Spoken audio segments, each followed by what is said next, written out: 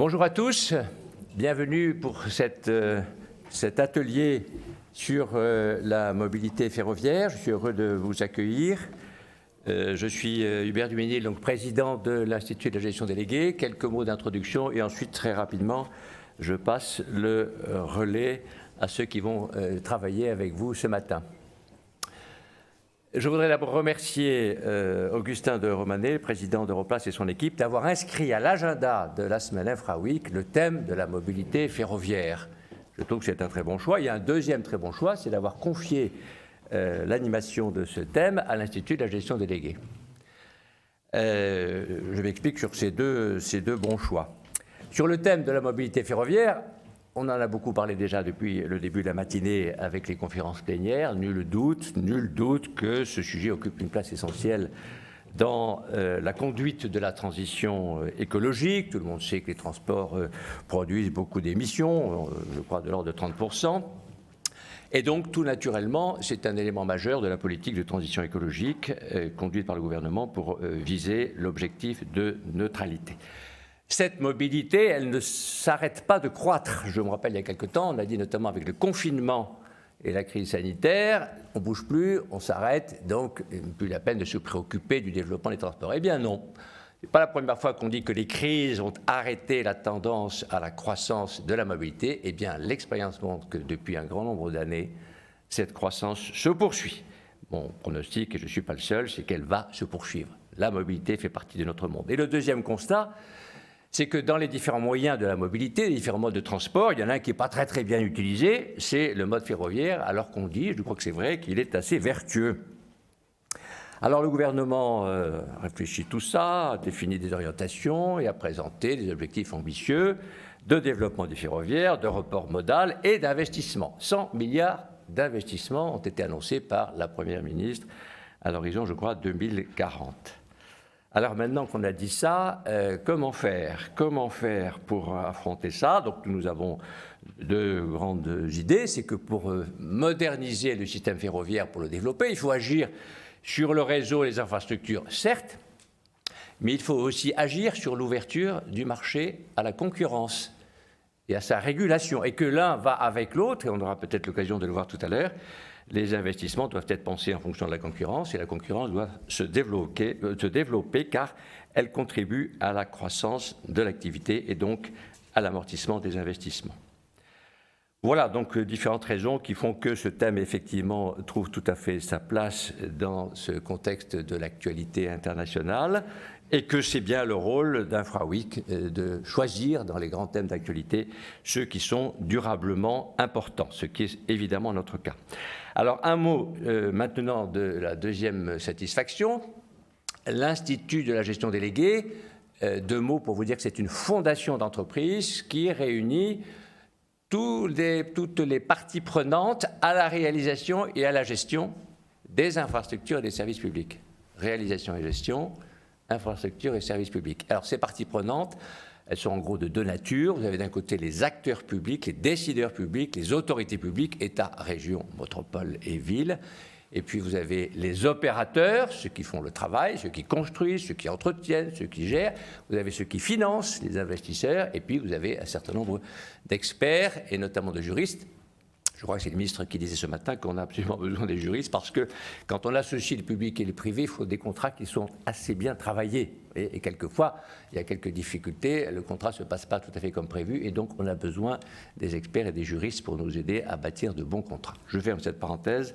L'Institut de la gestion déléguée donc, a une conviction forte, qui fait partie de sa raison d'être, c'est de penser que pour gérer et bien gérer et améliorer la gestion de ces services publics, il y a une idée toute simple, c'est de respecter la compétence de l'autorité publique, qui est d'être responsable et de décider ce qu'il faut faire en la matière, et en face d'elle, la compétence et l'efficacité des acteurs privés, qui sont les opérateurs, les industriels, ceux qui savent faire.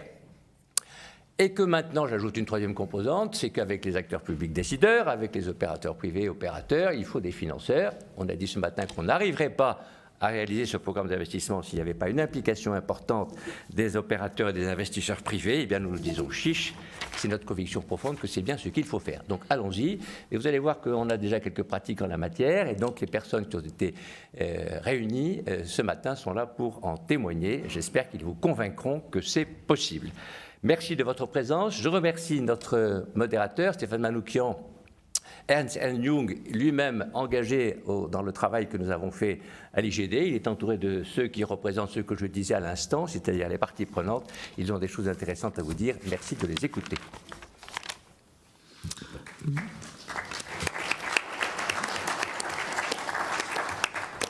Merci Hubert pour cette introduction. Donc le débat dans l'heure qui vient va s'organiser autour de 2 tables rondes. Donc d'abord une première thématique plutôt industrielle et opérationnelle à travers l'expression des besoins et l'apport des entreprises publiques et privées. Et puis ensuite une seconde table ronde avec les modèles économiques et financiers pour réaliser les grands projets d'envergure dont tu parlais, puisque effectivement la Première ministre a annoncé au printemps dernier 100 milliards d'euros d'ici 2040. Alors c'est beaucoup, mais c'est encore 2 fois moins que les besoins du Conseil d'orientation des infrastructures qui lui chiffrait les ambitions à plus de 200 milliards d'euros. Sur la partie investissement en infrastructure, que ça concerne aussi bien les LGV, ERTMS, que les trains d'équilibre des territoires, que ce qui se passe également dans les dessertes fines dans les régions, donc un volume d'investissement colossal. Et dans le secteur ferroviaire, on sait que les investissements génèrent des coûts d'exploitation non compensés par les recettes associées, donc c'est aussi un mur de dépenses de fonctionnement qui est devant nous. L'IGD a travaillé sur ces questions puisqu'elle vient de publier un rapport sur les atouts de la gestion déléguée qui à la fois met en exergue et rappelle ces enjeux d'investissement et détaille les retours d'expérience sur l'apport des montages délégués pour réaliser ces projets et développe plus particulièrement 2 sujets sur les futurs LGV et sur les ateliers de maintenance qui sont un élément déterminant, notamment pour les barrières à l'entrée. Donc au cours de cette première table ronde, je vais avoir donc Valérie Vesque-Joncard de Railway qui nous donnera donc son point de vue opérationnel sur les projets passés et comment aborder les projets à venir. Julien Becquerel de la région Grand Est, à la fois donc DGA, directeur général adjoint en charge des mobilités. Gilles Racosi qui est à la fois directeur d'Ogvia et président de la GIFI qui nous donnera également le point de vue des acteurs privé sur les infrastructures, et enfin Gueltoise Guivarch, directeur des PPP chez SNCF Réseau. Alors la première question pour lancer le débat est envers Julien Becquerel de la région Grand Est. La région est effectivement un échelon pertinent pour résumer l'ensemble des défis auxquels le secteur ferroviaire est confronté. Bien évidemment l'ouverture à la concurrence, mais aussi le mur d'investissement, que ce soit le matériel roulant, les petites lignes d'aménagement du territoire, les extensions de réseau, tout cela, comment la région les aborde, notamment en termes opérationnels et sur le point de vue de la ressource humaine qui est nécessaire pour surmonter ces défis. Merci beaucoup. Bonjour à tous. Alors comme je suis un peu feignant et que j'ai préféré passer mon week-end à profiter des balades dans les Vosges, à préparer mon intervention, j'ai discuté ce matin avec ChatGPT sur la manière de sauver les petites lignes et la manière de développer les réseaux express métropolitains. Sa réponse a été « Il n'est pas clair de quoi vous parlez lorsque vous parlez des petites lignes. Pouvez-vous préciser de quoi il s'agit ou donner plus de détails pour que je puisse vous fournir des informations utiles sur la façon de les sauver ou de les développer ?» Alors, s'en est suivi 45 minutes de discussion que je vais essayer de vous résumer en quelques minutes. Qu'est-ce que c'est que les lignes de desserte fine du territoire en Grand Est ? Sur les 2700 km de réseau que compte la région Grand Est, c'est à peu près 800 km de petites lignes au sens où elles sont circulées par un nombre limité de TER. Un nombre limité, on penserait que justement, du coup, l'impact est par ailleurs limité. Mais en fait, c'est une fausse idée, puisque ce réseau, qui est vieillissant, je le disais, avec souvent des voies uniques, pas électrifiées, des postes qui sont souvent mécaniques, qui sont du coup frappés de plein fouet par l'absence d'investissement, c'est la ramification de lignes qui vont aller connecter des métropoles à des territoires plus périurbains, voire des territoires ruraux, et qui font un peu toute la diversité des régions, notamment de la région Grand Est.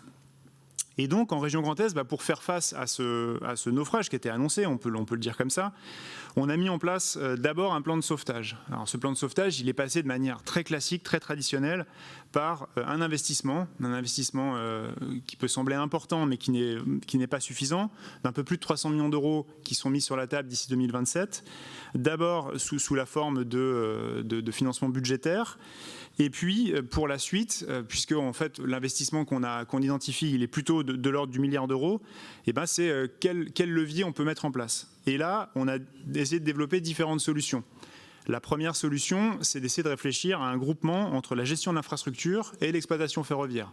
Donc vous savez que le paquet ferroviaire nous demande de dissocier ces deux fonctions, sauf dans un certain nombre de cas qu'on peut bien justifier. C'est le cas notamment de ces petites lignes qui, pour certaines, sont complètement déconnectées du réseau principal et peuvent bénéficier de ce type d'investissement. Donc on a un appel d'offres qui est en cours, qui va permettre, je l'espère, de réouvrir une ligne entre Nancy et Vittel, qui doit permettre, par ce rapprochement du gestionnaire de l'infra et de l'exploitant ferroviaire, de créer la synergie et les économies qu'on attend, de même qu'un financement au travers d'un montage concessif. On envisage aussi le transfert de la propriété d'un certain nombre de lignes, de ces lignes de desserte fine du territoire, donc du patrimoine du réseau ferré national vers le patrimoine régional.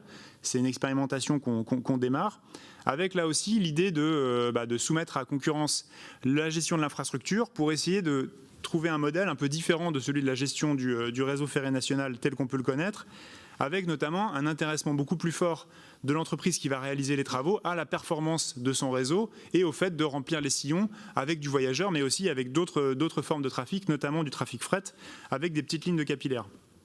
Les lignes de capillaires, justement, capillaire fret, on s'en désintéresse pas, puisque en région Grand Est, notamment avec les céréaliers, avec les betteraviers qu'on a, c'est un enjeu très important.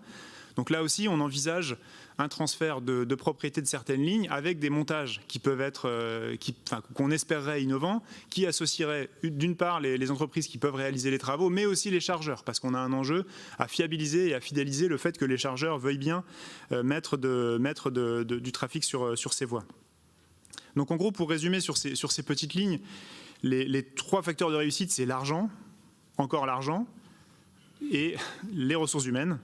Et les ressources humaines, c'est aussi le fait que la région puisse disposer des moyens d'expertiser les offres des entreprises, puisse expertiser aussi les idées et les montages. Et donc, pour faire ça, on a créé une société publique locale, Grand Est Mobilité, que je serai prêt à vous présenter dans la suite si on a des questions là-dessus, qui nous permet justement d'avoir les moyens humains qu'une collectivité ou qu'une administration n'a pas l'habitude d'avoir, qui permet de challenger les résultats. Et à l'autre bout du spectre, vous parlez des RER métropolitains. Donc si vous suivez l'actualité du domaine des mobilités, si vous n'a pas échappé que c'est ce mot qui revient quand même souvent dans la bouche de nos décideurs, il concentre beaucoup d'enjeux, notamment pour la région Grand Est. C'est en gros les hubs de déplacement autour de Strasbourg, autour de la Lorraine vers le Luxembourg. Aujourd'hui, c'est 130 000 frontaliers qui font la navette tous les jours, donc c'est des flux vraiment, vraiment importants. Autour de Bâle-Mulhouse, avec là aussi une ville très importante, avec des flux d'échanges très importants. Et puis Reims. Et à chaque fois, sur ces réseaux express métropolitains, l'enjeu, il est par essence multimodal et par essence multiprojet. C'est un ensemble de petits projets qui vont venir améliorer un certain nombre de lignes, qui vont nous permettre d'augmenter l'offre sur ce type de déplacement. Et là aussi, en fait, on se rend compte que les financements placés dans le cadre des contrats de plan État-région, donc qui sont avec des durées de 5, 6, 7 ans au maximum, ne sont pas du tout à l'échelle de ces problématiques-là, puisque les investissements vont s'étaler sur plus d'une dizaine d'années pour commencer à tirer les bénéfices de ces investissements en matière d'augmentation d'offres de services. Du coup, l'exemple qu'on essaye de suivre sur ces réseaux express métropolitains, c'est celui du Grand Paris Express, avec deux atouts principaux. Le premier, c'est un financement dédié qui permet de voir dans la durée à amortir le projet et à le financer. Et d'autre part, c'est un maître d'ouvrage dédié et des moyens dédiés qui ne sont là que pour faire le projet. Et donc, on est en train de monter avec la Société du Grand Paris, SNCF Réseau et Gare et Connexion, des sociétés de projet à l'échelle de ces réseaux express métropolitains que j'évoquais tout à l'heure, qui auront deux attributions. D'abord, des équipes dédiées qui vont réfléchir au meilleur schéma pour améliorer l'offre de transport sur ces bassins. Et d'autre part, et ça c'est la loi qui devrait nous le permettre, l'examen est prévu au Sénat dans quelques jours, des financements dédiés via une fiscalité propre qui tombera pour financer directement ces projets. Des sociétés, donc c'était une par, Exactement, par géographie, par périmètre géographique. Et donc, plutôt que de vous lire la conclusion de ChatGPT qui était vraiment pas terrible, je préfère juste ouvrir quelques sujets que j'ai pas eu le temps d'évoquer là et que je serais ravi d'évoquer dans la suite avec vous. D'autres projets qu'on porte en Grand Est, c'est la sauvegarde du fret ferroviaire avec le maintien des capillaires, c'est la régionalisation du réseau routier national, avec la mise en place d'une éco-contribution qui va nous permettre là aussi d'investir dans le réseau et dans d'autres choses, un plan vélo ambitieux qui lui aussi nécessite, même s'il n'est pas à la même hauteur, un financement d'infrastructure. Et voilà, vous proposez qu'on en discute à l'issue autour d'un verre. Un grand merci. Maintenant, je vais me tourner vers Valérie Vesque-Joncar pour avoir un peu le point de vue d'une grande entreprise privée sur à la fois comment aborder les chantiers, les grands chantiers par rapport à la centaine de milliards d'euros qu'on évoquait tout à l'heure d'ici 2040 et les grands projets ferroviaires. Et ensuite, peut-être de revenir sur les retours d'expérience que vous avez qui légitiment en fait le point de vue que vous évoquez. Très bien, merci. Et peut-être quelques mots pour commencer sur Vinci Concessions. Vinci Concessions, nous gérons 90 infrastructures de transport dans l'aérien, dans le ferroviaire, dans l'autoroutier, dans 23 pays dans le monde, avec des capacités à la fois de financement, conception, construction, exploitation, maintenance. Donc notre credo, c'est plutôt la complémentarité entre modes, mais évidemment, nous sommes pleinement impliqués et associés à l'ambition ferroviaire que porte l'Europe depuis quelques années déjà et qu'a réaffirmé notre pays depuis quelques mois plus vivement. Alors pourquoi ? Évidemment, c'est un mode qui a un rôle clé à jouer en termes de climat. On l'a dit, c'est une mobilité qui est toujours collective et qui est souvent décarbonée, mais pas toujours, j'en dirai quelques mots. Et puis c'est une mobilité qui fait sens à la fois pour l'urbain et le rural, qui fait sens pour la courte, moyenne, la longue distance. Donc elle est évidemment essentielle. Alors, il y a beaucoup de chantiers qui sont nécessaires. Julien Becquerlet a commencé de les évoquer. On a besoin de transport du quotidien, à la fois ligne de desserte fine du territoire et services express régionaux métropolitains. On a besoin aussi de services longue distance. Et tout cela légitime qu'il y ait pour moi deux grands champs, je dirais, de chantiers aujourd'hui nécessaires et sur lesquels il faut une accélération. Le premier champ, c'est celui de l'infrastructure. Julien Becker l'a évoqué, on a aujourd'hui un réseau qui est relativement vieillissant parce qu'il y a eu des sous-investissements chroniques pour des raisons diverses depuis une trentaine d'années et donc il y a des besoins extrêmement importants de modernisation, de rénovation qui passent par des chantiers sur les voies mais aussi sur les ouvrages d'art, les passages à niveau, sur tous les systèmes d'aiguillage, on parle beaucoup de la commande centralisée du réseau, les systèmes de signalisation avec le RTMS, les systèmes de communication avec le FRMCS, les gares aussi, qu'il ne faut pas oublier. Donc tout un ensemble de chantiers extrêmement importants, et puis celui du développement de nouvelles liaisons à travers notamment le projet de nouvelle LGV. Et puis deuxième ensemble de chantiers, celui qui est lié au service ferroviaire. Hubert Numéli l'a évoqué en introduction. Si on veut vraiment aujourd'hui qu'il y ait un report de trafic vers le ferroviaire, qu'il y ait une vraie augmentation de la part modale et donc une adoption plus large par nos concitoyens, il faut des dessertes plus nombreuses, il faut des fréquences installées, il faut de la fiabilité et du confort. Et moi, je suis persuadée que cet objectif, il pourra notamment être atteint par l'ouverture à la concurrence des services ferroviaires.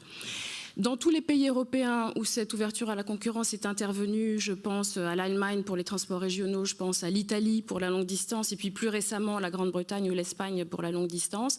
Qu'est-ce qu'on observe ? Eh bien, on observe une augmentation de la part modale du ferroviaire, une augmentation de l'offre et une baisse du prix des billets de train. Donc je pense que c'est un mouvement dans lequel il faut qu'on s'engage. Et pour ça, je dirais qu'il y a 3 leviers à activer. Les 2 premiers ont trait à l'investissement, le 3e est de nature contractuelle. Les 2 premiers, c'est évidemment permettre l'accès au matériel roulant. Vous le savez, c'est aujourd'hui une barrière à l'entrée extrêmement forte pour les nouveaux entrants. Et je pense que Brice Lenné aura l'occasion de l'évoquer tout à l'heure à travers l'expérience de la Caisse des dépôts et d'Akiem. Deuxième levier extrêmement important, les centres de maintenance, des infrastructures essentielles pour que ces nouveaux entrants puissent entretenir les matériels.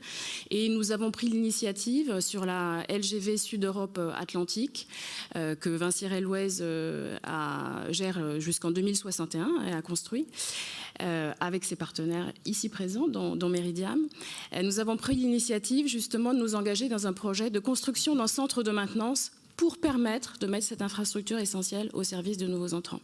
Et puis il y a un troisième levier qui est de nature contractuelle, c'est de pouvoir offrir des contrats à long terme de capacité ferroviaire, parce que les investisseurs ne pourront évidemment faire des investissements extrêmement lourds dans le matériel roulant que s'ils ont l'assurance de pouvoir faire rouler ce matériel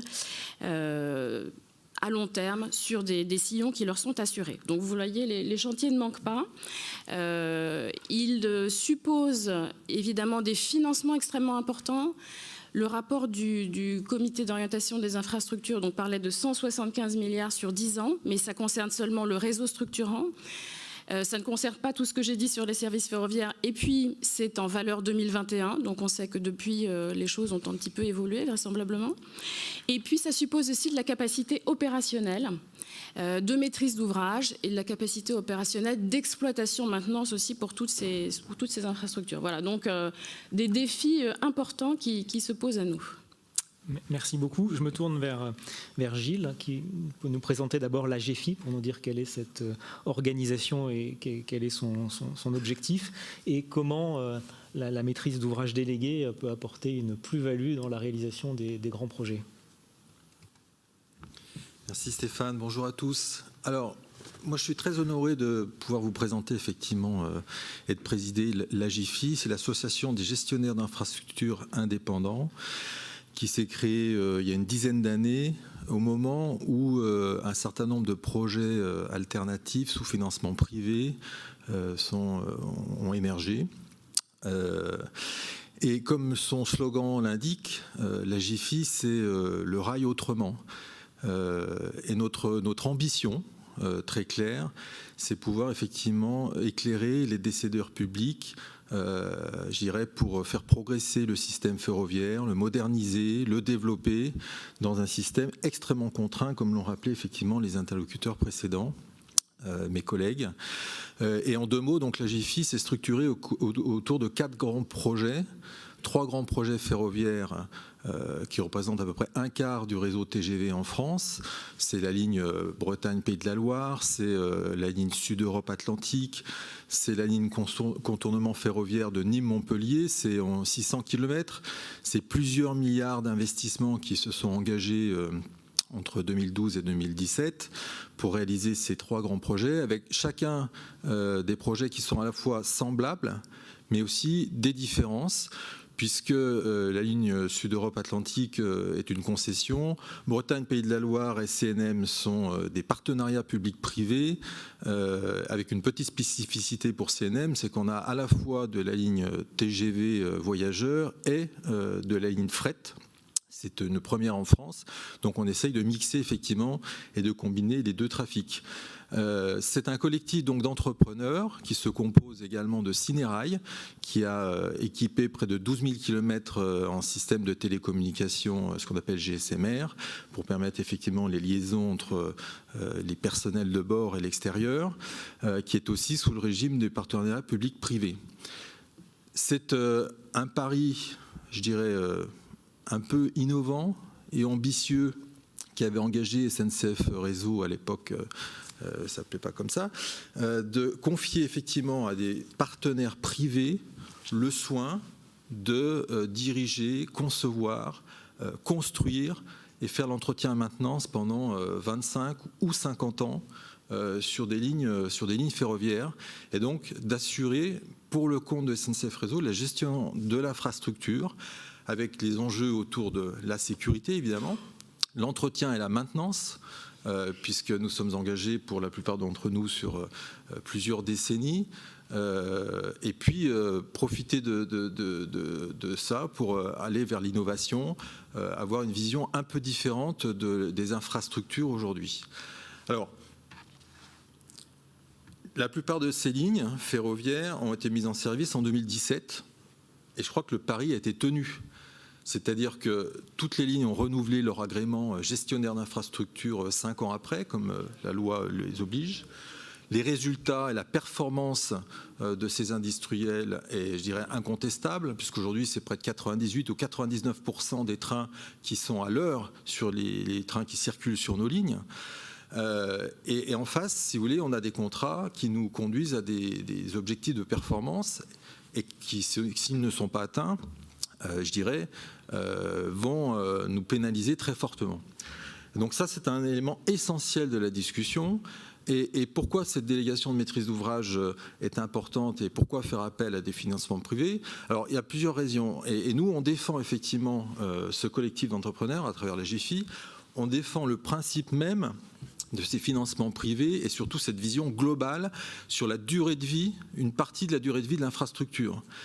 C'est pour nous fondamental qu'on puisse gérer les interfaces, qu'il y ait un vrai partage des risques, une allocation des risques entre effectivement les décideurs publics et les décideurs privés, et on est prêt effectivement sous des méthodes industrielles, aussi en mettant en place des moyens de concevoir, construire et entretenir et maintenir toutes ces lignes, et l'expérience nous montre que ça fonctionne plutôt bien.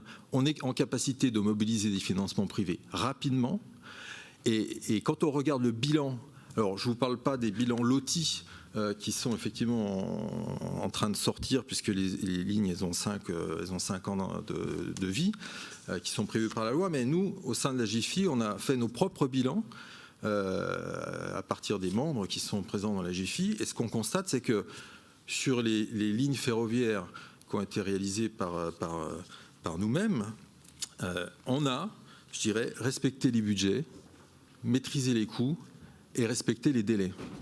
Et il me semble essentiel, à une époque où effectivement on a une inflation qui est un peu galopante, que les délais et les budgets soient absolument respectés. Et je dirais c'est une obligation pour le monde privé, parce qu'ils sont à la fois, ils sont partie prenante de tout le système.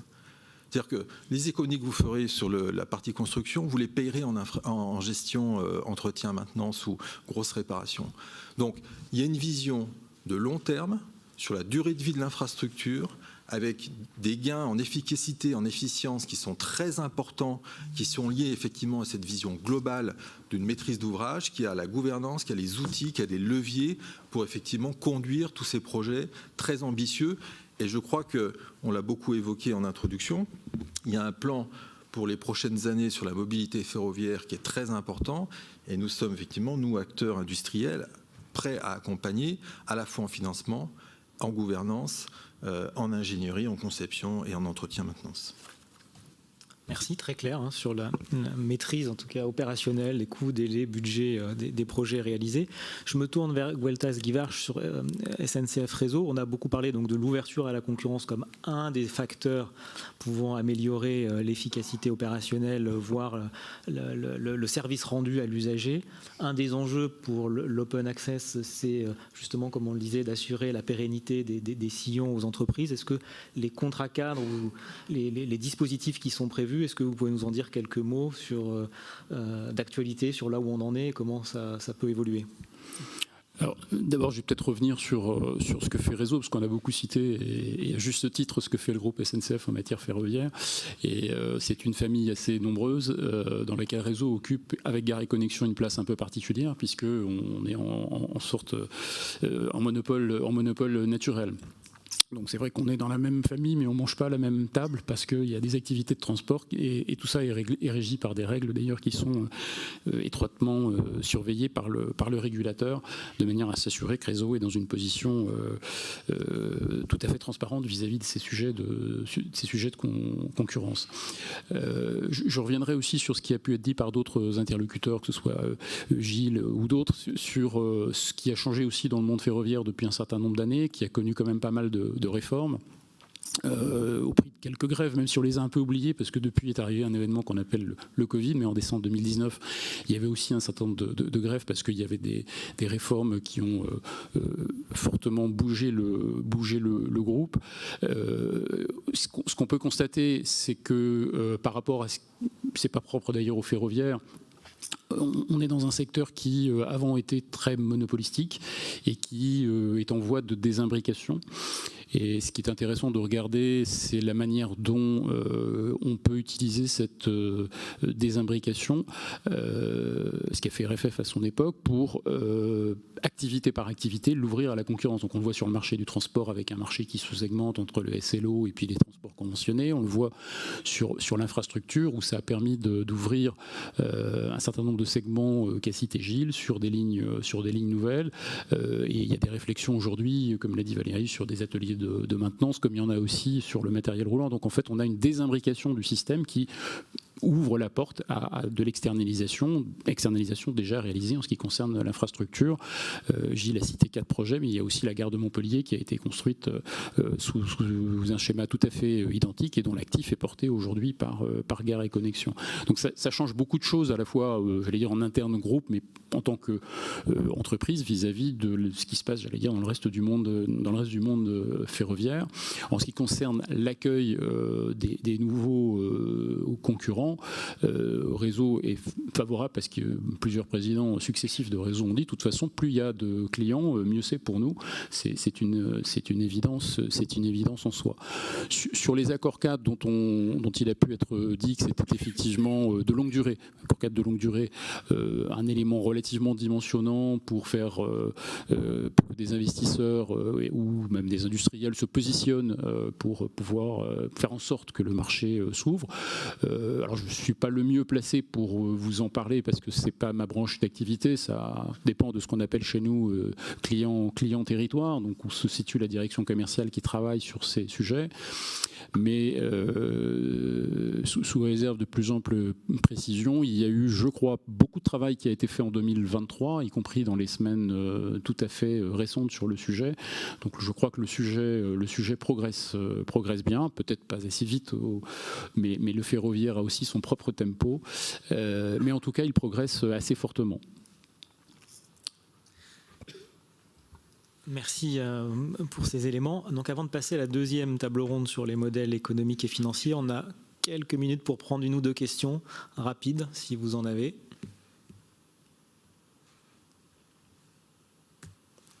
Je vous en prie. Oui, bonjour Doris Chevalier. Vous avez parlé tout à l'heure de la création de modèles type SGP. Est-ce que dans cette réflexion autour de la création des SGP, vous prenez en compte aussi les bons et les mauvais côtés des SGP, notamment sur l'explosion des coûts qu'il y a pu y avoir à la Société du Grand Paris? On est quand même passé de 22 milliards à 35 milliards, donc on parle en milliards d'euros. Et sur les modalités de financement, justement pour faire le lien avec la session suivante, parce qu'aujourd'hui, on est sur un endettement, et un endettement avec un remboursement en 2070, donc qui pose beaucoup de questions par le remboursement par les usagers essentiellement franciliens. Est-ce que les autres régions sont assez denses pour supporter un tel niveau d'endettement? Merci.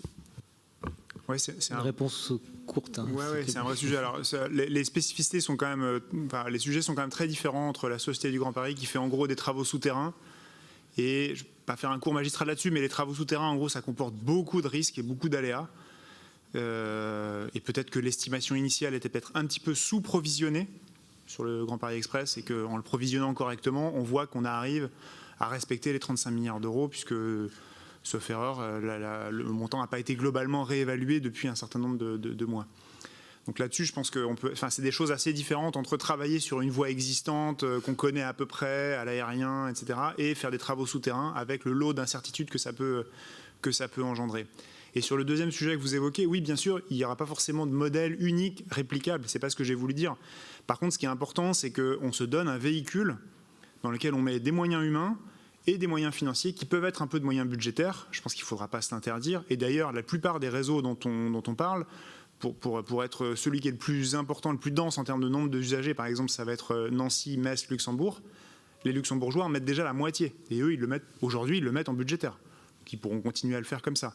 Ce que je dis juste, c'est qu'amener cette société de projet et lui donner en plus un levier fiscal, ça permet d'asseoir dans la durée le projet et d'éviter tous les 5 ans de se poser en disant « ça y est, j'ai signé la convention pour les études ». Études dont il faut en signer 5 ou 6 parce que ces réseaux, comme j'ai essayé de le dire, c'est 5 ou 6 projets, voire plus, agglomérés les uns aux autres. voilà, j'ai fini de faire la convention d'études, maintenant il faut que je me remette autour de la table avec tous les financeurs pour faire la convention travaux, voire même des fois travaux préparatoires. Et du coup, on perd un temps incalculable à faire ça. Et là, pour le coup, les coûts, ils dérivent parce que le calendrier, il s'étale. L'indexation, elle vient faire son effet et on a des bénéfices qui sont reportés. Je prends une deuxième question. Est-ce qu'il y a une deuxième question ? Je crois que Valérie voulait ajouter un complément sur le verdissement. Oui, j'ai dit tout à l'heure que le mode ferroviaire est le plus souvent décarboné, mais c'est vrai que dans les investissements qui sont aujourd'hui nécessaires, il y a ceux qui sont aussi liés au verdissement du matériel roulant, puisqu'on parlait tout à l'heure des lignes de desserte fine du territoire. On sait que souvent, ce sont des motrices diesel qui circulent. Donc, on a aussi des chantiers, et je pense que les opérateurs privés ont vraiment à apporter dans ce champ, sur le verdissement du matériel roulant, que ce soit vers l'électrique ou l'hydrogène, et donc avec les stations de recharge ou les stations d'approvisionnement qui seront nécessaires. Voilà, donc pour compléter un peu le panorama de ce qui nous attend et ceux auxquels on va contribuer. Alors merci. On va passer donc à la deuxième table ronde sur les modèles économiques et financiers, donc qui sera auquel participera donc Lorraine Alix de Fininfra, Brice Lenné de la Banque des Territoires, Pierre-Emmanuel Beluche de Meridiam et Jérôme Pantecoste, avocat chez DLA Pipers. Ma première question va pour Lorraine sur les retours d'expérience que Fininfra fait justement de la maîtrise d'ouvrage déléguée sur les grands projets ferroviaires dont on vient de parler, et surtout quelles recommandations, qu'est-ce que ça vous inspire pour les investissements à venir?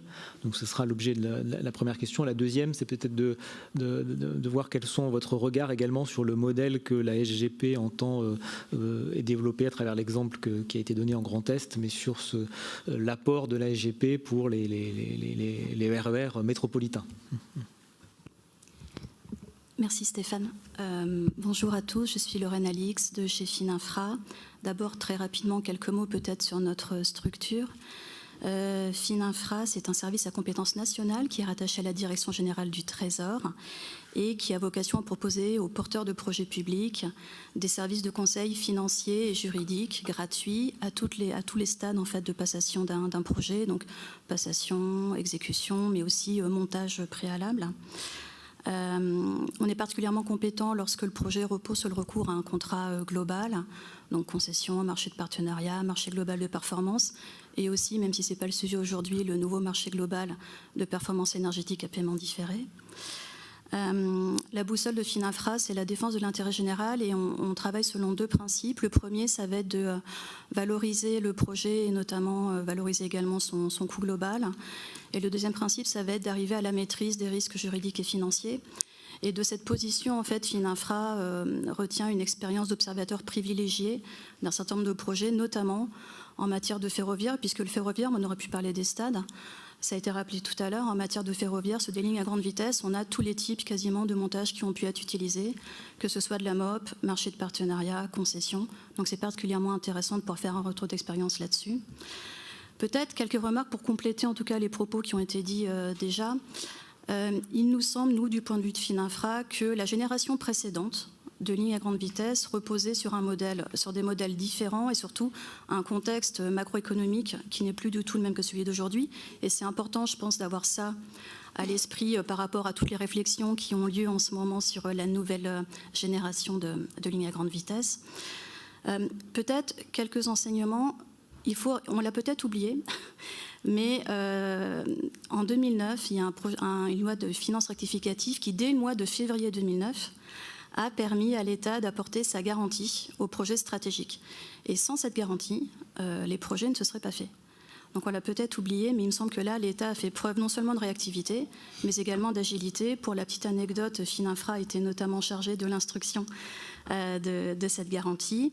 Et nous, ce qu'on en retient, c'est qu'à cette époque, l'État, en tout cas, a assumé pour une partie du projet le risque Greenfield en délivrant cette garantie.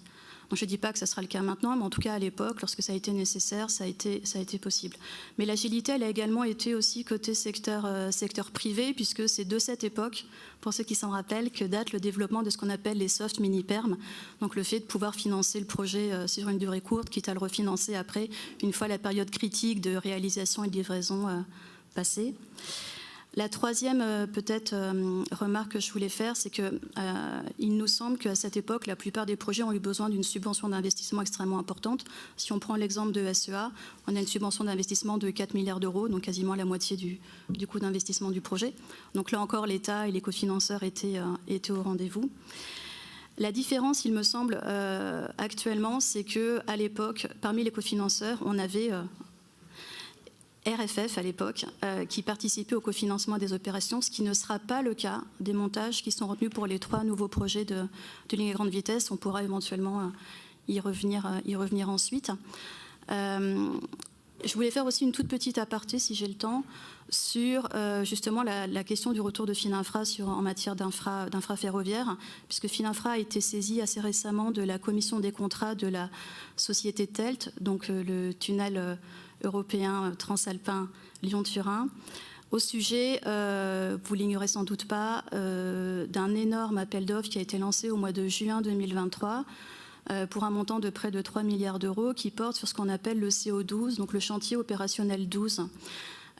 Juste signaler quand même dans les débats qui ont lieu que ce contrat va être passé selon la forme d'un marché global de performance qui va avoir une durée de 21 ans.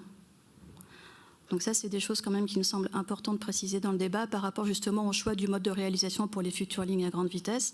On entend souvent dire qu'il n'est pas possible de faire des contrats de longue durée. En tout cas, chez TELT, ils ont considéré qu'ils pouvaient le faire. Il y avait un précédent en matière de transport urbain, pour le coup, avec la 3e ligne du métro de Toulouse, qui est également construite en marché global de performance pour une durée de 24 ans et un investissement de 700 millions d'euros. Donc voilà les choses déjà que je pouvais dire. Sur l'avenir, en matière de ligne à grande vitesse, la position de Fininfra, c'est qu'au regard du jeu des acteurs, tel qu'il a été institué avec la création des établissements publics pour chacun des 3 projets, le positionnement de réseau d'un côté, Gare et Connexion, de l'autre côté en matière de maîtrise d'ouvrage, le message qui est porté par Fininfra, c'est de dire il est intéressant en effet de se poser la question du mode de réalisation, mais avant ça, il nous semble qu'il serait intéressant d'objectiver le maître d'ouvrage réseau qui n'est pas cofinanceur du projet, alors que c'était le cas précédemment. Donc il nous semble que le préalable absolu, c'est de responsabiliser et d'objectiver les maîtres d'ouvrage avant éventuellement de discuter du choix du mode de réalisation et de parler délégation, justement, maîtrise d'ouvrage, gestion d'infrastructures, atelier de maintenance, etc. Ça, c'était le premier point. Je ne sais pas si je continue sur la SGP ou si je monopolise trop la parole. Sur les MGP, donc les marchés globaux de performance pour ces objets ferroviaires, dans l'analyse des risques et la comparaison avec les autres montages, quels sont les points forts et les points faibles qui ressortent sur cette typologie de contrat ? C'est structurant parce que en marché global de performance, on ne délègue pas la maîtrise d'ouvrage. Donc c'est quand même extrêmement important. Et c'est posé également récemment la question de savoir si dans un marché global de performance, le titulaire en charge des prestations d'entretien-maintenance, qui sont donc obligatoires en cas de recours à MGP, pouvait avoir ou non la qualité de gestionnaire d'infrastructure. On a plusieurs analyses qui ont l'air de dire que la réponse serait négative. Donc la réponse à toutes ces questions, c'est vraiment essentiel en termes de détermination du choix de mode de contractualisation. Est-ce que tu veux que je continue avec un tout petit point sur la SGP ? Oui, volontiers. D'accord.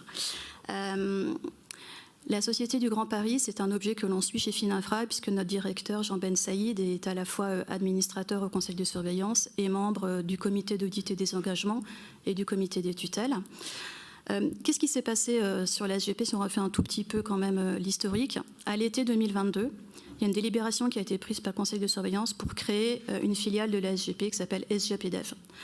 Durant tout l'été 2022, en interministériel, il y a eu des travaux qui ont été effectués sur l'élargissement du champ de compétences de la SGP. Au début, ce n'était vu à travers le prisme que d'un seul projet, qui est le barreau Lille-Hénin-Beaumont. Ça, c'était vraiment la perspective initiale.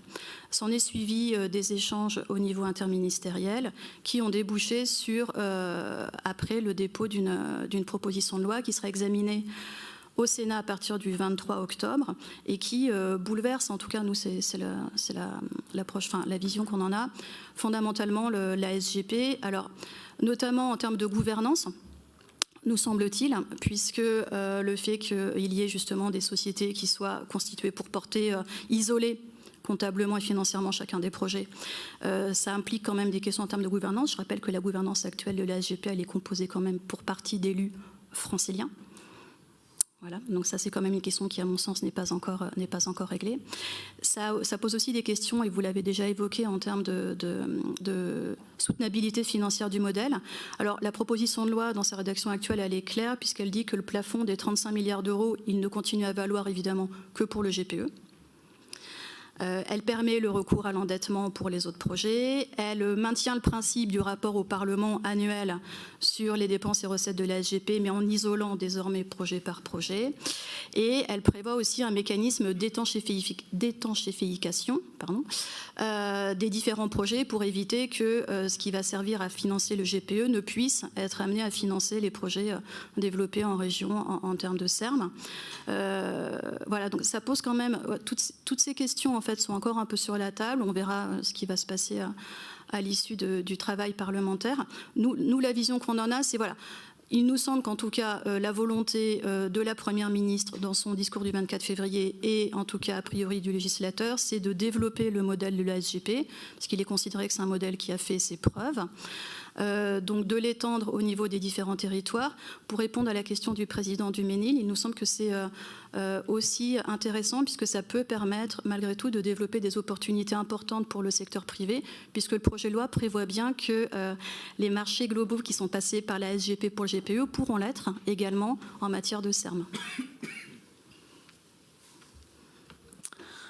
Merci Lorraine. Je vais m'adresser donc à nos deux investisseurs, donc Pierre-Emmanuel et Brice, avec trois questions. D'abord la première sur l'apport de l'investisseur privé dans les montages pour réaliser les infrastructures, puisqu'on vient de voir et on vient de parler du marché global de performance qui est un outil innovant par rapport à ce qui se faisait jusqu'à présent dans le ferroviaire. Donc la grande différence, enfin une des différences, c'est qu'il n'y a pas d'investisseur privé. Donc quel est votre apport dans la réalisation de ces projets ? Je commence, Pierre-Emmanuel. Donc Brice Lenné, bonjour. Oui, Banque des Territoires a plusieurs modes d'intervention. Déjà, comme introduction, je représente la direction de l'investissement, mais il y a aussi la direction des prêts. Et la direction des prêts peut financer les ordonnateurs publics selon les différentes structures, que ce soit des sociétés SPL comme celle de Grand Est qui vient d'être mise en place, ou la future organisée, mise en place par Nouvelle-Aquitaine et Occitanie, mais aussi les régions elles-mêmes qui sont donc des OM cruciaux pour pouvoir donner sens à la réalisation de ces projets et répondre à ces grandes ambitions de société que sont ce mode de transport décarbonisant qui est le ferroviaire, et puis aussi l'État qu'on n'oublie pas. Donc je reviens sur cette problématique de financement et là, sur le prisme de l'investissement. Bien sûr, il est nécessaire d'avoir une structure ad hoc pour permettre l'investissement et d'attirer des investisseurs qui sont publics ou privés. Et en cela, notre rôle est tout à fait là, c'est qu'on répond à l'intérêt général en investissant dans ces projets, à condition que le choix du mode de dévolution permette la réalisation et le portage du financement et des risques associés, et même des services pour ces projets. Donc ça, c'est le prérequis. Et je rebondis sur ce que nous disait tout à l'heure à l'instant Lorraine, c'est-à-dire que la fonction de Fininfra est essentielle en matière de préparation de ces projets aussi. Il y a une obligation de bien préparer la définition du projet avec l'ordonnateur, l'AOM correspondant, bien définir le périmètre de ce projet et bien choisir le mode de dévolution pour qu'il soit réalisable. Parce que c'est un élément crucial, c'est de donner les moyens d'aller jusqu'au bout d'une opération. Donc de ne pas se tromper dans cette définition, son périmètre, ses ressources économiques, et pour lui donner les moyens de réalisation. Voilà, ça c'est un point que je voulais rappeler. Et d'ailleurs, toujours dans vos interventions, je trouve qu'il faut vraiment utiliser les services de Fininfra quant à l'évaluation justement du choix de mode de dévolution et de l'équilibre économique qui a été travaillé par les ordonnateurs publics. Voilà, je le dis en passant. Je reviens maintenant à la participation dans ces appels d'offres et cette mise en concurrence des acteurs publics-privés pour réaliser ces projets. Et la vertu de ce mode-là, c'est le partage de risques. Le partage de risque, il faut se le rappeler aussi, c'est essentiel, c'est au cœur de la légitimité de l'externalisation de ces infrastructures et de ces modes de transport. On l'oublie parce que les gens se disent, tiens, il y a une manne extraordinaire financière, une opportunité de création de valeur, mais il y a un risque associé très fort. C'est pas pour rien que l'opérateur historique SNCF a dû se désengager de certaines lignes fines du territoire et que justement aujourd'hui, tous ensemble, public-privé, ordonnateurs, industriels, on relève le pari de partager ce risque pour pouvoir réaliser, relancer des lignes de desserte fine. Et c'est compliqué, mais c'est indispensable. Donc, une région, à nouveau, hein, Julien, ta région est fer de lance dans l'audace de lancer des concessions pour des lignes ferroviaires de desserte fine de territoire, notamment Nancy-Contrexéville, sur lequel on vient avec nos partenaires remettre une offre, l'offre principale, après 2 ans et demi de travail d'appel d'offres. Donc vous voyez un peu les enjeux aussi d'efforts économiques pour les industriels et les investisseurs pour arriver au bout. Et vous comprenez ma mention quant à la préparation et l'importance effectivement de bien savoir quel est le périmètre, et on y arrive. Mais il faut aller plus vite, plus fort pour répondre aux ambitions. Je vous parlais d'ambition. Eh bien oui, les régions doivent avoir l'audace d'accélérer l'externalisation de ces lignes dans l'intérêt de la population pour avoir cette alternative qui a été mise en déshérence aussi bien au niveau de l'infrastructure que le matériel roulant.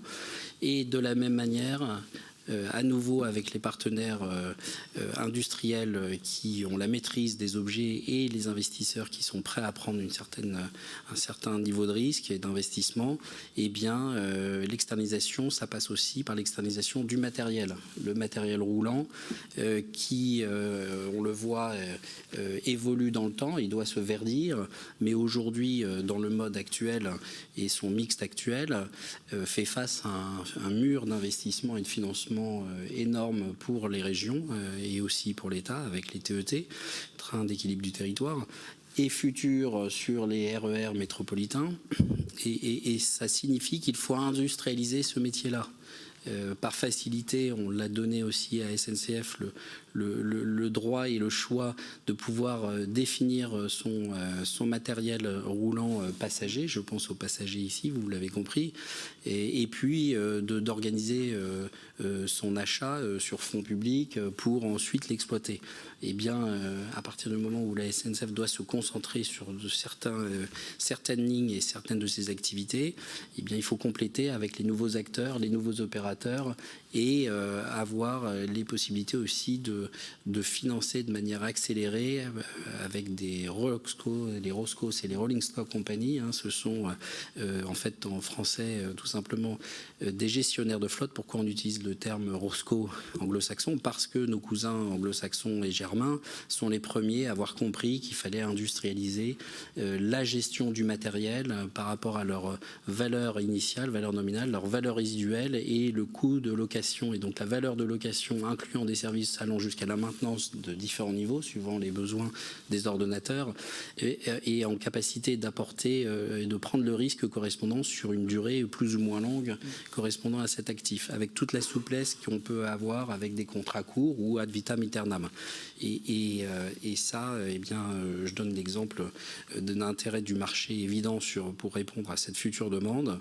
Nous-mêmes, nous avons créé une alliance, un partenariat avec Akiem, un acteur français du matériel roulant, et qui s'appelle Territrain et qui va répondre aux prochaines appels d'offres, notamment qui permettront d'externaliser ce matériel. Donc oui à l'investissement, oui aux différents outils pour régénérer les infrastructures, en passant par les concessions comme les marchés de partenariat aussi, on y reviendra après, mais aussi les Rosco pour le matériel. À toi, Pierre-Emmanuel. Merci Brice, merci Stéphane, et bonjour à tous. Je crois que les différents participants à cette table ronde ont amplement partagé l'importance du mode ferroviaire. le volontarisme de l'État, le volontarisme des régions et de l'ensemble des collectivités publiques et des acteurs du secteur. L'annonce du 24 février d'Elisabeth Borne de financer, d'investir 100 milliards dans ce mode. Et donc il s'agit d'un défi massif en termes d'investissement, en termes de financement. Et puis en termes de compétences, en termes de maîtrise d'ouvrage. Donc moi, le message que je souhaite faire passer en partant de ce point, c'est que on a besoin de tout le monde autour de la table pour relever ce défi. Meridiam se propose d'apporter son expertise, mais également sa capacité à lever des financements et de l'investissement. Alors pour rappel, Meridiam est gestionnaire de fonds d'infrastructure. Mais on aime plus volontiers se définir comme développeur de projet. Meridiam est une société d'ingénieurs qui aujourd'hui a développé et a investi dans plus de 130 projets en Europe, en Afrique, en Amérique du Nord, ce qui représente un montant d'investissement simplement pour Meridiam de 20 milliards d'euros. Et pour l'ensemble Meridiam plus nos partenaires, puisque nous n'investissons pas seuls dans les projets en général, représente 80 milliards d'euros dans ces plus de 130 projets que j'évoquais dans les différents secteurs, transport, énergie, etc. Mais aujourd'hui, on parlera de transport. Alors, quel apport opérationnel d'un fonds, d'un acteur comme Meridiam? Le premier rapport opérationnel, c'est celui de la gestion déléguée. Ça a été longuement discuté par les participants, par Gilles, par Valérie. Tu as évoqué, Brice, la mise en concurrence qui permet finalement de développer et souvent de co-développer avec le client la meilleure solution technique et également la plus économique. Apport opérationnel également en termes de partenariat à long terme. Nous, c'est quelque chose chez Meridiam qu'on aime beaucoup rappeler et qui est intéressant pour le client public. Meridiam investit à très long terme dans les infrastructures, n'a jamais à ce jour revendu une participation comme d'autres fonds peuvent souhaiter le faire pour réaliser leur investissement et puis faire tourner leur portefeuille. Donc Meridiam reste partenaire jusqu'au bout du contrat, soit de partenariat, soit de concession ou les autres formes partenaires du client. Et inversement, on peut apporter une solution de liquidité à des partenaires industriels qui sont dans la société de projet, qui, parce que ce n'est pas leur modèle économique, peuvent souhaiter sortir à un moment, par exemple du côté des constructeurs. Et donc ça, c'est quelque chose que Meridiam peut apporter et apporte régulièrement. À titre d'exemple, aujourd'hui, Meridiam est actionnaire majoritaire dans Ogvia, dans le contournement Nîmes-Montpellier. Et puis je citerai la capacité d'innovation. C'est bien là aussi l'intérêt d'impliquer les acteurs privés, des acteurs comme Meridiam, l'innovation technique, et puis l'innovation en termes de schéma. Alors technique, pour citer quelques exemples, comment on peut réduire le coût d'une infrastructure en optimisant par exemple la gestion des passages à niveau avec des solutions techniques qui n'ont jamais été testées et qui ont un intérêt certain. Comment on peut contribuer au verdissement de la flotte qui a été évoquée, de la flotte ferroviaire. On sait qu'aujourd'hui, bon nombre de trains continuent, notamment sur les petites lignes, à fonctionner au diesel. Comment on peut réfléchir à des motorisations alternatives, là où parfois l'investissement dans l'infrastructure sera trop coûteux, par exemple s'il s'agit d'une électrification totale. Comment peut-on réutiliser du matériel roulant en le transformant plutôt que renouveler du matériel roulant? Vous savez que tout ça est extrêmement coûteux. Un tramway, 3 à 4 millions, un TER, ça coûte vite une dizaine de millions. Quand c'est à l'hydrogène, c'est 2 fois plus cher. Et puis je ne parle pas des TGV. Donc tout ça représente des montants qui sont colossaux. Innovation en termes de schéma. Il y a un certain nombre de schémas auxquels on est évidemment très rompu. On a parlé de la concession Tour Bordeaux. Donc là, les investisseurs prennent un risque de trafic. D'ailleurs, à une époque où finalement le transport de voyageurs était monopolistique. Aujourd'hui, avec l'ouverture à la concurrence, ça aurait sans doute un nouveau sens à donner. Le PPP, le marché de partenariat, ça a longuement été évoqué. Du côté du matériel roulant, on peut mettre en place des solutions de type ROSCO avec les régions, mais aussi auprès de l'État qui a des besoins de financement de son matériel roulant dans le cadre des trains d'équilibre du territoire. On peut penser à des sociétés d'économie mixte aussi, à mettre en place auprès des régions, par exemple pour gérer le matériel roulant ou d'autres formes de projets. Sur ce que disait Pierre-Emmanuel à l'instant, pour rentrer un peu plus effectivement dans le détail, mais qui nous intéresse tous parce que c'est notre vie au jour le jour. Là, je vois autour de la table la plupart des acteurs économiques et industriels qui sont nos partenaires et qui rendent les objets réels et la tangibilité de ces opérations.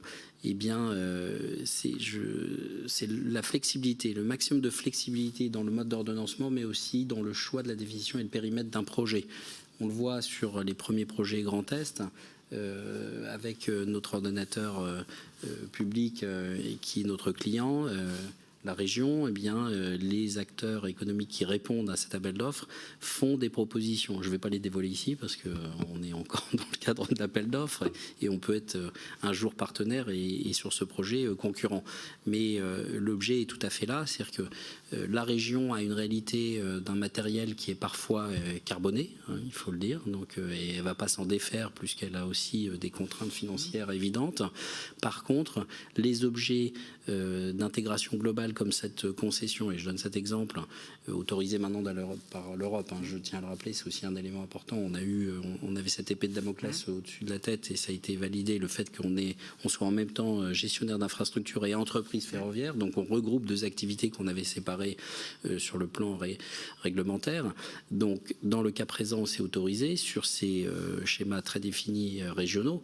Eh bien, un train mis à disposition existant, carboné, permet dans l'équilibre économique global de trouver la solution sur un schéma de quelques années, mais n'empêche pas d'ailleurs, dans un second temps, une régénération, comme tu le disais Pierre-Emmanuel, donc une intégration d'une transformation effectivement de ce matériel vers un verdissement, ou même une modification des rames vers des futures rames qui pourraient être hydrogène ou voilà, un mode bimode éventuel. Et c'est ça qu'il faut avoir en tête, c'est que ne pas s'empêcher de cette flexibilité, même surtout, je vais le dire, s'obliger à l'intégrer dans le mode de pensée au jour le jour. Et ça, c'est valable sur beaucoup de schémas qui sont les nôtres aujourd'hui. Donc vous avez effectivement apporté des éléments de réponse sur la partie, j'allais dire, gestion déléguée. On voit poindre des initiatives, des projets émerger dans la partie open access, donc sans contrat public. Quelle est, en tant qu'investisseur, votre position sur ces projets ? Bien, effectivement, si on distingue les types de projets dans lesquels un fonds d'infrastructure peut investir, on a beaucoup évoqué le service non conventionné et tu l'as évoqué justement, Brice, la capacité d'intégrer de l'infrastructure avec des opérations comme le Grand Est est en train de le tester. C'est extrêmement intéressant pour nous parce que ça nous permet d'investir. Notre métier, c'est d'investir. Donc, lorsqu'on met en concurrence simplement des opérations, donc ce sont des opérateurs qui viennent remporter un marché de transport ferroviaire, pour un fonds d'investissement, à moins finalement d'être actionnaire dans l'opérateur, un peu comme la Caisse des dépôts et de placement du Québec dans Keolis ou comme l'allemand Reitman dans Transdev, on n'a pas notre place dans ce type de montage. En revanche, si on peut y adjoindre de l'infrastructure, que ce soit des voies, mais des centres de maintenance, ou pourquoi pas du matériel roulant, bon, c'est une super structure, mais ça devient intéressant. Sur le service SLO non conventionné. Bon, déjà, je pense que le premier point, c'est à évoquer, c'est que l'ouverture à la concurrence en France a été quand même beaucoup plus tardive que dans d'autres pays, 2020. Donc on est forcément un petit peu plus en retard que des pays qui ont été cités comme l'Italie et l'Espagne, mais c'est en train d'arriver. On a vu Trenitalia sur le Paris-Lyon, avec aujourd'hui 5 allers-retours quotidiens. Renfe qui est en train de s'ouvrir avec 2 origines-destinations, Barcelone, Lyon et Madrid-Marseille. et des nouvelles initiatives que vous voyez régulièrement dans la presse, qui vont entrer sur le marché. Alors c'est vrai qu'en termes de profil de risque, puisque c'était ça la question initiale, on est sur des objets qui sont complètement différents. On est sur un marché où il n'y a pas de flux public. Comme dans le cas d'un PPP évidemment, le risque commercial est total, et en termes de structuration, s'il s'agit d'un nouvel entrant, on crée une entreprise. Donc on entre plus dans le domaine du private equity pur, un peu à la frontière du fonds en infrastructure, mais on peut imaginer des structurations qui font sens. On peut imaginer de séparer par exemple le matériel roulant dans une société ad hoc qui va porter les actifs et qui va avoir un contrat de location avec la société d'opération qui sera sans doute aussi actionnaire d'une partie de son matériel roulant. On n'enlèvera pas le risque opérationnel parce qu'il faut que cette société marche, et d'ailleurs on pense que ces sociétés vont y arriver puisqu'il y a aujourd'hui une demande non servie, mais on est un petit peu plus à la marge de ce qui est fait, de ce qui peut être fait habituellement. Et puis du côté de la société d'actifs qui va détenir le matériel roulant, il va falloir se poser la question que se posent les ROSCO en fait. Quelle est la réutilisation possible de ce matériel si je dois le rebalancer auprès d'autres opérateurs? Est-ce que je peux m'en servir ailleurs qu'en France? Et si je le souhaite, combien de temps ça prend pour homologuer les trains, etc., les rames? Tout ça sont des sujets à regarder de près. Voilà ce que je peux en dire. Merci, c'était très clair. Je me tourne vers Jérôme pour les sujets d'ingénierie juridique et contractuelle sur cette thématique. Oui, je vais juste compléter ce qui a été dit parce que beaucoup de choses ont été dites. Peut-être que on peut quand même considérer qu'il y a quelques innovations récentes concernant les montages juridico-financiers qui ont été développés. Je prends 3 exemples assez récents. La Société du Grand Paris a attribué en décembre dernier son premier contrat de conception-réalisation pour la ligne Est-Ouest, la ligne 15 Est-Ouest, celle qui va du Pont de Sèvres à la Défense. Et donc on est déjà sur des infrastructures linéaires ferroviaires sur un marché semi-global. Pour la SGP, c'est nouveau puisque précédemment les marchés étaient allotis.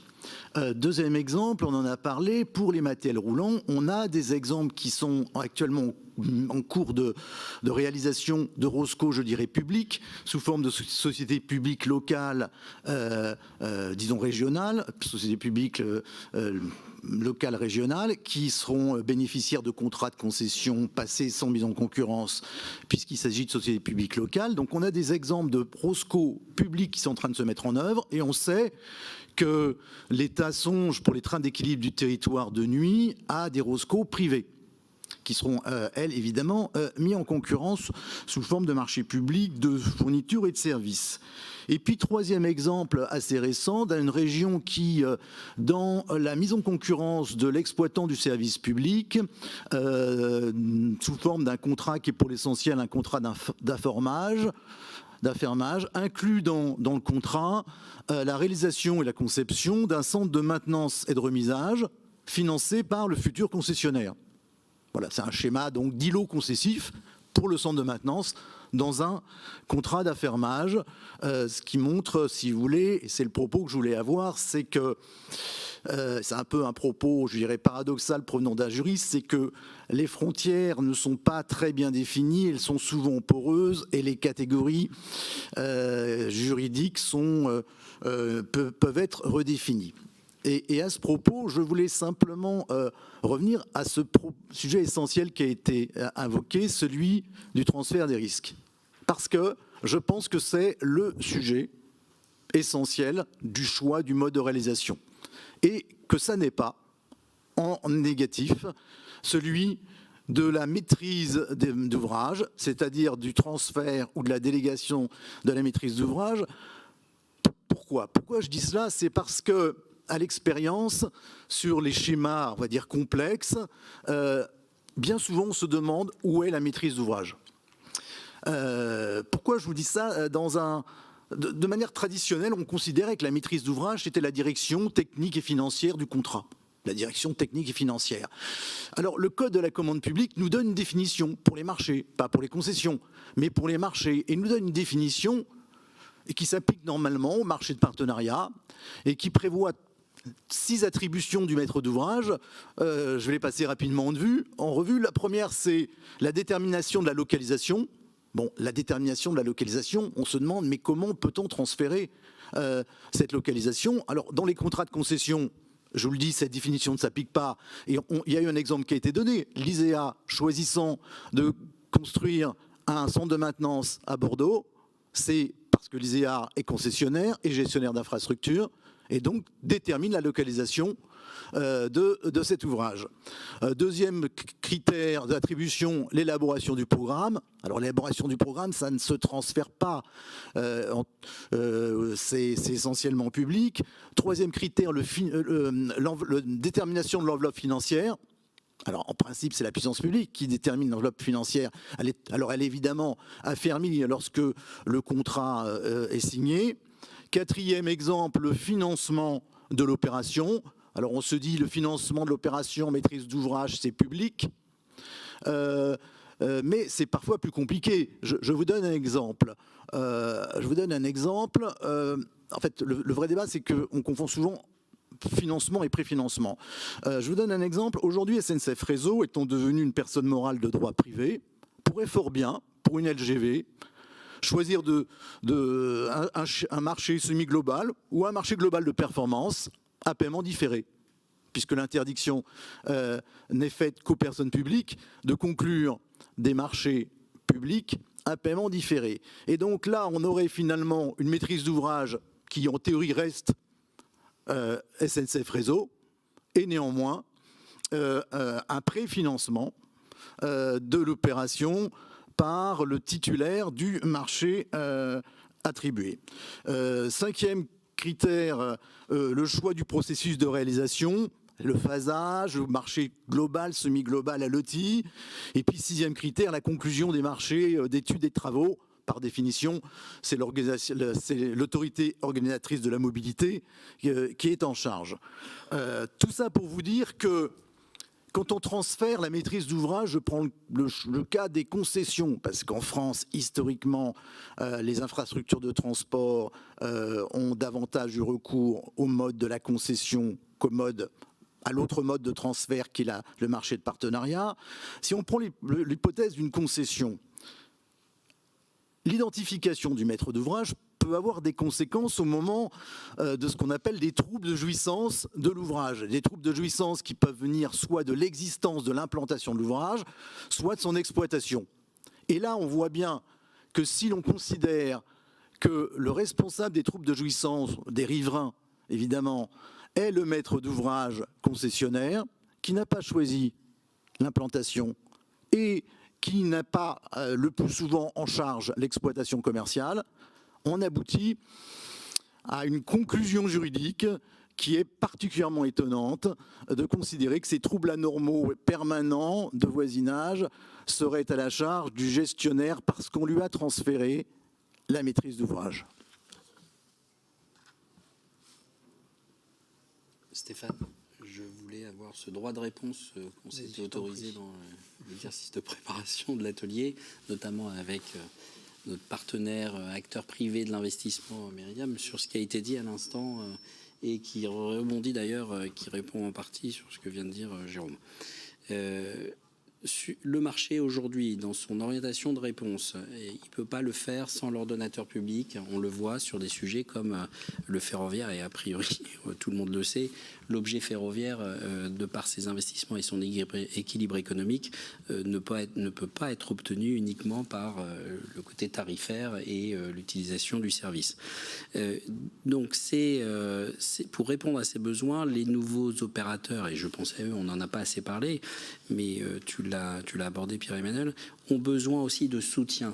Même s'ils prennent le risque merchant, marché complet, pour lancer des nouvelles lignes ferroviaires transversales notamment, et j'ai en tête plusieurs acteurs qu'on ne va pas nommer ici, mais que vous connaissez les uns les autres, eh bien, on sent bien que sur ces objets-là, une garantie sera nécessaire, et on en parlait tout à l'heure, une garantie pour une première période de risque apportée par l'État ou les régions sera nécessaire, sinon le financement ne sera pas possible. Et donc les investisseurs prenant le risque final du modèle économique ne pourront même pas flécher leur liquidité parce que le modèle ne sera pas tangible. Donc ça, c'est un premier constat. Une première réalité, et je pense ça aussi de la part des régions qui peuvent apporter une garantie sur certaines lignes à certains degrés pour des nouveaux opérateurs si cette ligne est considérée comme vitale pour l'intérêt général. Ça, c'est le premier point. Le deuxième point qu'on a abordé, et c'est cette profondeur de marché, et notamment pour le matériel, eh bien, il faut qu'il y ait une liquidité. On utilise le terme liquidité aussi pour les objets réels hein, dans nos métiers, dans nos jargons. Et cette liquidité financière qui se flèche vers la liquidité du matériel, elle est permise que si le matériel est avéré pouvoir être interchangeable d'une région à une autre, d'un pays européen à un autre. Et c'est indispensable d'avoir ça en tête pour assurer cette liquidité en même temps financière et économique de l'objet qui va s'industrialiser. Voilà. Après, il peut y avoir plusieurs quand même solutions. On n'est pas dans un mode soviétique avec un seul produit. On est aussi dans la capacité aujourd'hui avec un marché très profond et large avec un gros potentiel de répondre à plusieurs matériels qui sont les matériels de maintenant et de demain de plus en plus verts et qui pourraient circuler sur l'ensemble des réseaux. Voilà. Aussi bien d'ailleurs dans le passager, puisqu'on a parlé de ça beaucoup aujourd'hui, mais aussi dans le fret. Dans le fret, il y a aussi cette notion de liquidité, c'est-à-dire de cette interopérabilité du matériel, de cette possibilité de l'acheter à un endroit, de l'utiliser à un endroit et de le revendre sur une autre ligne ailleurs. Et ça, c'est important d'avoir ça en tête. Merci Brice pour ces éléments. Il nous reste quelques minutes pour prendre des questions.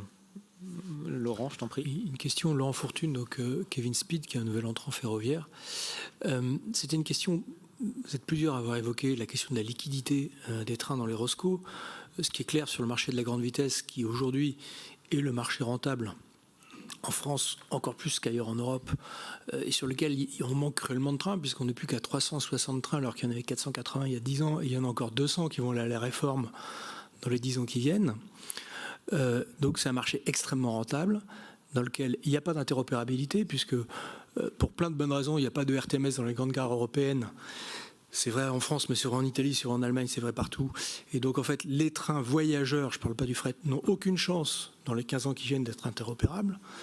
Et donc il n'y a pas de liquidité, ça vaut 30% de modifier le train pour l'amener sur un autre marché, et c'est 30% de sa valeur neuve, donc imaginez quand il a 15 ans ce que ça représente sur la valeur résiduelle. Donc la solution qu'a proposé Kevin Speed, c'est d'avancer sur les accords cadres de longue durée qui permettent d'asseoir le train sur un rail rentable, point qui a été évoqué par M. Gavarche pour SNCF Réseau et je crois par Vinci Railways. Sur ce point-là, ce problème de liquidité, donc, comment est-ce que sur ces accords cadres, sur donner de la durée pour investir, puisque c'est la base des infrastructures, la classe d'assets train grande vitesse, c'est extraordinairement rentable. Par contre, le problème, c'est que pour l'instant, on ne peut pas l'asseoir dans la durée, en tout cas pas par sa valeur de revente. Et donc, comment est-ce qu'on peut l'asseoir dans la durée sur les rails? C'est tout l'enjeu, qui est une question qui est posée là aux gestionnaires d'infrastructures privées ou publiques. Et d'ailleurs, je me demandais dans quelle mesure est-ce que les privés et les publics avaient prévu de collaborer pour créer des sillons communs, enfin des capacités communes qui permettent effectivement de donner de la visibilité pour les investisseurs privés qui voudraient venir avec des trains supplémentaires qui desserviraient mécaniquement les deux infrastructures, puisque la plupart ne sont pas viables toutes seules. Qui veut répondre? Gueltaz? Oui, alors il y a sûrement plusieurs répondants sur la question. Sur le sillon coordonné, je pense que ça se fait déjà sans trop de soucis. Ça se fait avec l'ISEA aujourd'hui, qui est aussi attributaire des capacités. Donc ça se passe très bien avec Réseau de ce point de vue-là, comme ça se fait avec d'autres GI en Europe. Donc je ne pense pas que ce soit un vrai sujet. C'est un sujet opérationnel, mais ce n'est pas un vrai sujet. Juste sur l'interopérabilité, alors c'est vrai qu'on récupère un peu l'historique de chaque réseau ferroviaire en Europe qui s'est construit selon ses propres normes, avec ses propres schémas ses propres problèmes électriques et ses propres problèmes de signalisation, donc c'est très long de remonter la pente. Ça n'empêche pas qu'on voit déjà une forme d'interopérabilité, puisqu'on a du matériel d'une compagnie italienne et d'une compagnie espagnole qui viennent en France. Il y a aussi nos cousins de voyage qui ont été en Espagne, donc c'est progressif. C'est vrai que ça va peut-être pas aussi vite que ça, mais le RTMS est une partie de la réponse à ce sujet. Il peut y avoir l'entrée dans les gares où il faut avoir un double système, mais bon, on progresse. Mais effectivement, c'est un sujet auquel on travaille beaucoup, mais qui est aussi coûteux, parce qu'on évoque le mur d'investissement. Il est aussi chez Réseau pour équiper les LGV qui sont existantes. Alors, je ne parle pas des nouvelles qui sont déjà équipées en ERTMS en niveau 2 pour les spécialistes, mais les anciennes sont toujours équipées d'un ancien système chez nous, et donc leur upgrade est à l'étude, donc ça fait partie de la démarche, mais c'est long en ingénierie, c'est long aussi en investissement, parce que là aussi il faut de la ressource financière pour financer ce type de projet.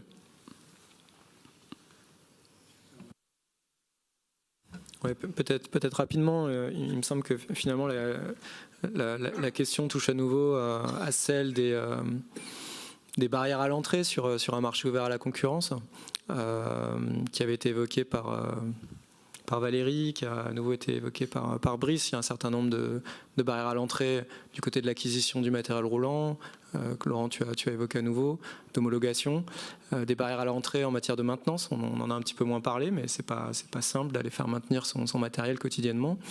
Et puis les sillons. Et finalement, l'accord cadre est un bon outil pour garantir des sillons à long terme et donner de la visibilité à la fois aux opérateurs et aux actionnaires derrière, aux investisseurs.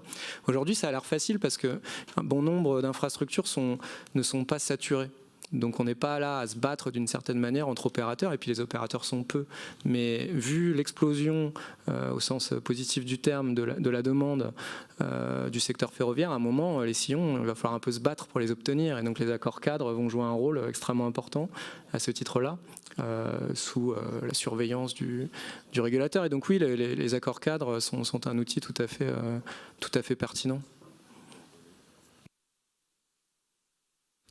Alors, on a le temps de prendre une dernière question. Allez-y.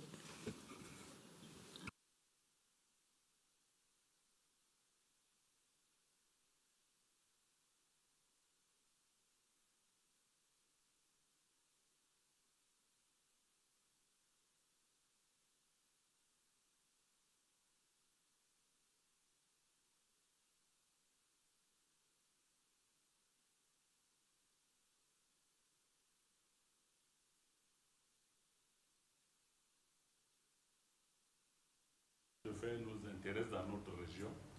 Et je voudrais poser une question à M. Belluche de Meridiam. Parce que j'ai suivi je sais que c'est un investisseur bien connu et apprécié dans notre région. Ce ne sont pas des mots de politesse, c'est la réalité. Parce que souvent en public, on veut jouer le poli. Ce n'est pas de ça qu'il s'agit. D'abord, dans notre région, ce que nous connaissons davantage, c'est les concessions. C'est tout récemment que l'on s'intéresse au PPP, raison pour laquelle nous sommes ici pour écouter et apprendre aussi. Et chez nous, la garantie de l'État est importante parce que je pense que même ici, elle permet d'assurer le risque crédit, vu non seulement l'importance des investissements à réaliser, mais également vu la soutenabilité financière du modèle retenu. Parce que nos problèmes de capacité d'endettement et de soutenabilité de la dette sont bien connus. Alors, je souhaiterais lui poser la question de savoir, il a parlé des avantages et de la gestion des private equity pure, de la question des sociétés d'actifs, des questions de gestion de matériel. Un de nos pays, le Cameroun, dans la zone, a une grande ligne de chemin de fer, qu'on cherche d'ailleurs dans le cadre régional à étendre. Donc, quel est son retour d'expérience dans la région? Je pense que nous allons poursuivre même la discussion après. Qu'est-ce qu'il pense? Qu'est-ce que sa société? Est-ce qu'il y a de l'appétit pour ce genre d'opération dans notre sous-région?